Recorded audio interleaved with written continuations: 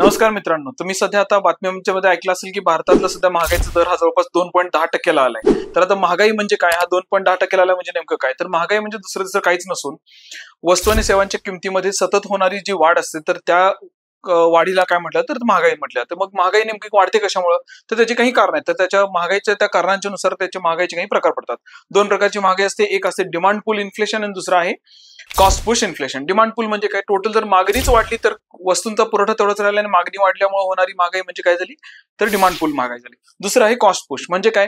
तर वस्तू आणि सेवांची निर्मिती करण्यासाठी लागणारे जे कच्चा माल असेल त्याच्यात जर किमती वाढल्या तर वस्तू आणि सेवांच्या किमती वाढतात. त्याला म्हटलं जातं कॉस्ट पुश इन्फ्लेशन. आता हे झाले महागाईच्या वाढण्याच्या कारणांच्या नुसार त्याचे वर्गीकरण. दुसरे एक वर्गीकरण आहे ज्याच्यामध्ये महागाईच्या वाढणाऱ्या दरांच्या नुसार त्याचे वर्गीकरण होते. तर त्याच्यामध्ये कुठल्या कुठल्या आहेत? तर एक आहे रांगणारी महागाई जी म्हणजे 0 ते 3% पर्यंत किंवा 3% असणारी महागाई. त्याच्यानंतर आहे चालणारी महागाई 3 ते 5%, 7% असणारी, त्याला म्हटलं चालणारी महागाई. त्याच्यानंतर पळणारी महागाई किती? तर 7, 8, 10% किंवा 20% पर्यंत असणारी ती झाली पळणारी महागाई. आणि त्याच्यानंतर 20%च्या वरती जर महागाईचा दर गेला तर त्याला म्हटलं तर बेसुमार महागाई. असे महागाईचे वेगळे प्रकार आहेत. पुढच्या लेक्चर्समध्ये आपण काही महागाईशी संबंधित असणाऱ्या महत्त्वाच्या संकल्पना बघणार आहोत, जसं की डिसइन्फ्लेशन, डिफ्लेशन, रिफ्लेशन, स्टॅगफ्लेशन काय असते पुढच्या सेशनमध्ये बघू आपण. थँक्यू.